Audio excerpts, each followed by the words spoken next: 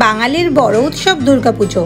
দুর্গাপুজো প্রায় এসেই গেল, আর এই ছুটিতে কোথায় ঘুরতে যাবেন, কি ঘুরবেন, কোথায় বা থাকবেন, খরচাই বা কিরকম, হোটেল ভাড়া কত আর গাড়ির ফোন নাম্বার সমস্ত কিছু থাকবে আজকের ভিডিওতে। চলুন ঝটপট ভিডিওটি দেখে নিয়ে বুকিংটা সেরে ফেলুন। আজকের পর্বের ভিডিওতে আমি বেশ কিছু জায়গার সন্ধান দেব যা আপনারা পুজোর ছুটিতে ঘুরতে যেতে পারেন। সাথে থাকবে হোটেলের ফোন নাম্বার, গাড়ির ফোন নাম্বার আর পুরো ট্রিপটা করতে কিরকম খরচা পড়ে তারও একটা এস্টিমেট। 4 নাইট 5 ডেজ কিংবা 5 নাইট 6 ডেজের মধ্যে আপনারা পুরো প্ল্যানটি সেরে ফেলতে পারেন। আজকের ভিডিওটা ভালো লাগলে আপনাদের কাছে আবেদন থাকলো, প্লিজ আমার চ্যানেলটা সাবস্ক্রাইব করে আমাকে সাপোর্ট করবেন আর পাশের বেল আইকনটা প্রেস করে দেবেন যাতে আমি এরকম নতুন নতুন ভিডিও আপলোড করলে আপনাদের কাছে সবার আগে তার নোটিফিকেশান পৌঁছে যায়। চলুন ঝটপট এবার ভিডিওটি শুরু করা যাক।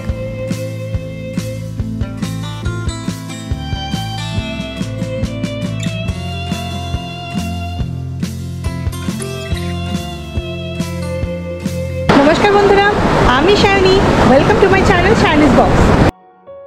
প্রথমেই যে জায়গাটা আপনাদের দেখাবো আন্দামান। আপনারা ফ্লাইটে করে কিংবা জাহাজে করে যেতে পারেন। বঙ্গোপসাগর এবং আন্দামান সাগরের সংযোগস্থলে অবস্থিত এই দ্বীপপুঞ্জ 572টি দ্বীপ নিয়ে গঠিত। ভারতের দক্ষিণ পূর্বে অবস্থিত এই আন্দামানের প্রাকৃতিক সৌন্দর্যের বর্ণনা ভাষায় প্রকাশ করা যায় না।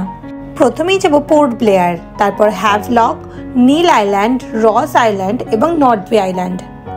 আন্দামান ট্যুরে মোটামুটি আপনাদের 7 দিন লাগবে।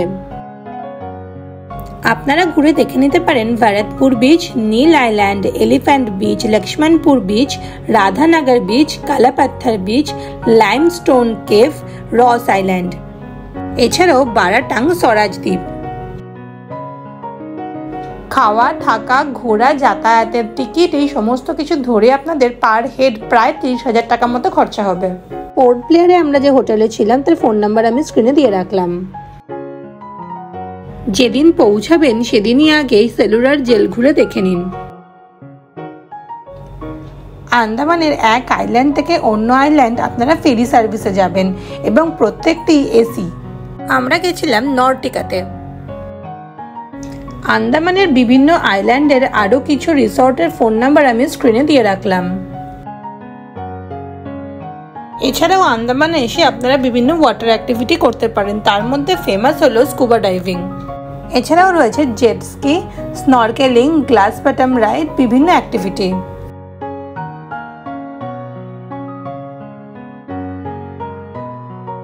এবার আসি মেঘালয় ট্রিপ। কলকাতা থেকে গুয়াহাটি কিভাবে যাবেন ট্রেনের নাম আমি দিয়ে রেখেছি, পজ করে দেখে নিন।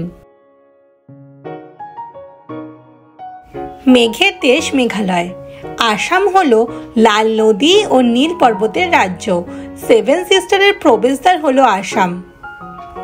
প্রথমেই আসামে এসে মা কামাখ্যা দেবী দর্শন করে ট্রিপটি শুরু করুন।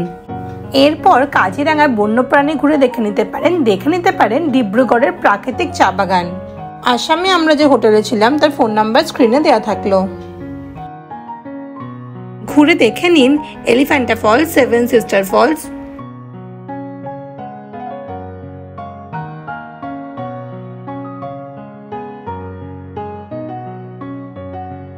মাউসুমি কেভ ঘুরে দেখে নিন, এটি কিন্তু প্রাকৃতিক কেভ, লাইমস্টোন কেভ।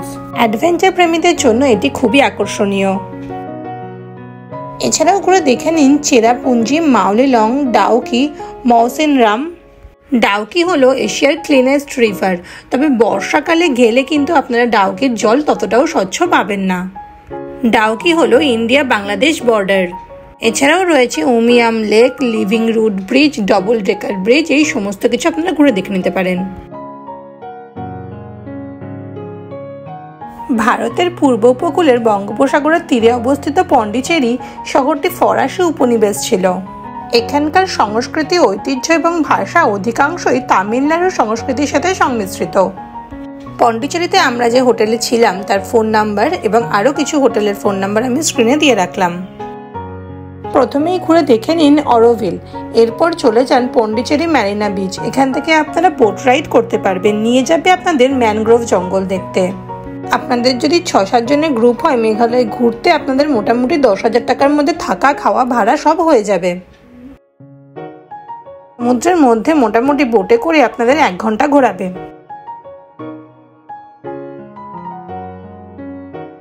পন্ডিচেরিতে খুব সুন্দর সুন্দর ব্যাসিলিকা রয়েছে, আমরাও একটি ব্যাসিলিকা ঘুরে দেখে নিলাম।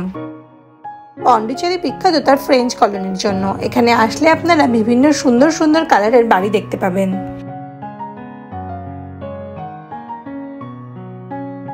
এছাড়াও ঘুরে দেখে নিতে পারেন রক বিচ। রক বিচের সন্ধ্যেটা কিন্তু অবশ্যই কাটাবেন। আর এখানে রয়েছে দারুণ দারুণ ক্যাফে। পন্ডিচেরির সাথে আপনারা ঘুরে দেখে নিতে পারেন মহাবলীপুরম বা মামল্লপুরম। দক্ষিণ ভারতে তামিলনাড়ু রাজ্যে অবস্থিত একটি শহর। জায়গাটি ইউনেস্কো বিশ্ব ঐতিহ্যবাহী স্থানের অন্তর্ভুক্ত। মহাবলীপুরমের সবচেয়ে বিখ্যাত হলো এখানকার শোর টেম্পল। সমুদ্রের ধারেই নির্মিত এই টেম্পল। এছাড়াও দেখে নিতে পারেন পঞ্চরথ। ঘুরে দেখে নিন মহিষাসুর মর্দিনী কেভ, বারহা কেভ। এছাড়াও রয়েছে কৃষ্ণের বাটার বল। পুরনো স্থাপত্য ভাস্কর্যের জন্য এই জায়গা বিখ্যাত।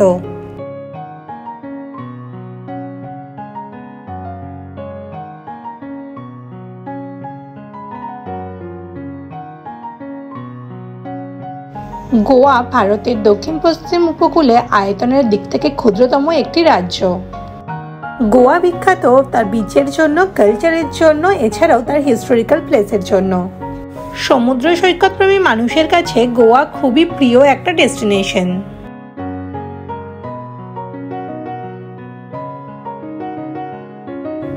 গোয়া সাধারণত দুটো ভাগে ঘোরা যায়, south Goa, north Goa. North Goa সাধারণত তার নাইট লাইফের জন্য বিশেষ বিখ্যাত। গোয়া আসলে আপনারা ওয়াটার অ্যাক্টিভিটি করতে পারবেন, jet ski, paragliding, banana boat ride, scuba diving, বিভিন্ন কিছু। এছাড়াও গোয়াতে রাতে ক্রুজ চলে, আপনারা ক্রুজের মজাও এখানে নিতে পারবেন। এখানে এসে দুধসাগর ওয়াটারফলস, প্যালোলেম বিচ, ক্যালাঙ্গুয়েট বিচ, বাঘা বিচ, বাটারফ্লাই বিচ, কোলা বিচ, বিভিন্ন বিচ আপনারা ঘুরে দেখে নিতে পারেন। পার হেড আপনাদের 15,000 টাকা মতো খরচা হবে।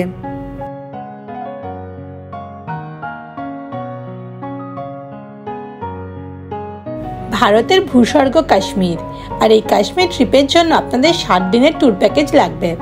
এখানে আসলে আপনারা শ্রীনগর, গুলমার্গ, সোনমার্গ, পেহেলগাম ঘুরে দেখে নিতে পারেন। তাছাড়াও এনজয় করতে পারেন রিভার রাফটিং আর ক্যাম্পিং। ডাল লেকে শিকারা রাইড না করলে কাশ্মীর ঘোরা যেন সম্পূর্ণই হবে না।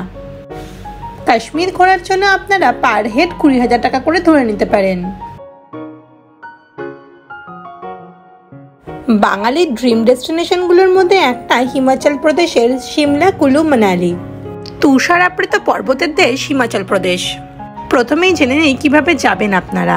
স্ক্রিনে আমি দিয়ে রেখেছি 3টি উপায়ে যাওয়া যায়, আপনারা পজ করে দেখে নিতে পারেন। সিমলা, কুলু, মানালির সাথে আমরা কাসোলও ঘুরে দেখে নিয়েছিলাম, আপনারাও সেটা অ্যাড করে নিতে পারেন। এখানে রয়েছে প্রচুর স্নো অ্যাক্টিভিটির ব্যবস্থা, তবে স্নো অ্যাক্টিভিটির জন্য আপনারা আলাদা টাকা ধরে রাখবেন। কালকা থেকে Shimla toy train journey world হেরিটেজের মধ্যে পড়ে, আপনারা চাইলেই সেইটাও করে নিতে পারেন। সিমলা মল রোডের যেন এক অন্যরকম অনুভূতি, মনে হবে বিদেশে কোথাও চলে এসেছেন। হিমাচল প্রদেশের রাজধানী সিমলা একসময় ছিল ব্রিটিশদের গ্রীষ্মকালীন রাজধানী।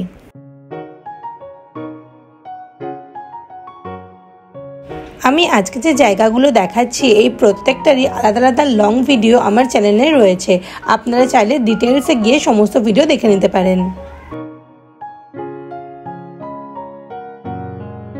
আমি বেশ কিছু হোটেলের ফোন নাম্বার স্ক্রিনে দিয়ে রাখলাম। পার্বতী নদীর তীরে অবস্থিত কাসোল পর্বত প্রেমীদের কাছে আলাদাই আকর্ষণ। কাসোলের হোটেলের ফোন নাম্বার আমি দিয়ে রাখলাম। কাসোল কিন্তু ক্যাফের জন্যও বিখ্যাত। মানালি ভ্রমণের জন্য আপনারা পার হেড 20,000 টাকা মতো ধরে রাখতে পারেন।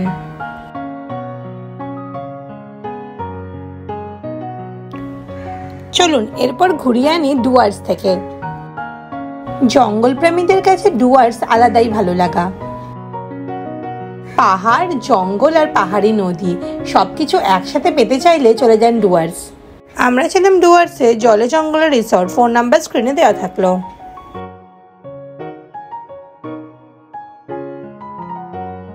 জুন, জুলাই, অগস্ট এই 3 মাস জঙ্গল সাফারি বন্ধ থাকে, বাকি যে কোনো সময় আপনারা জঙ্গল সাফারি করতে পারেন। ডুয়ার্সের রাস্তার দুই ধারে দেখতে পাবেন প্রচুর চা বাগান। ডুয়ার্সে রয়েছে ভুটান আর ইন্ডিয়ার বর্ডার। বিন্দু, ঝালং, মূর্তি, বিভিন্ন নদী এখান দিয়ে বয়ে গেছে। ময়ূরে জল খাচ্ছে, হয়ে যাবে ওই দেখ।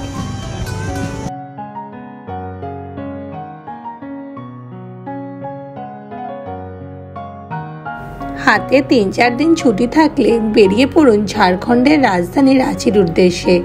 বর্ষার পরে গেলে কিন্তু রাঁচি খুবই সুন্দর লাগে। রাঁচি শহরের মুখ্য আকর্ষণ হলো জলপ্রপাত। রাঁচিকে বলা হয় সিটি অফ ওয়াটারফলস, সেই কারণে বর্ষার পরে গেলে এখানে আরও বেশি ঝর্ণাগুলোতে জল পাবেন। রাঁচির বেশ কিছু হোটেলের ফোন নাম্বার আমি স্ক্রিনে দিয়ে রাখলাম। রাঁচি ঘুরতে গেলে পার হেড মোটামুটি 6 থেকে 7 হাজার টাকা হলেই চলবে। হোটেলের ফোন নাম্বার আমি স্ক্রিনে দিয়ে রাখলাম, আপনারা পজ করে দেখে নিতে পারেন।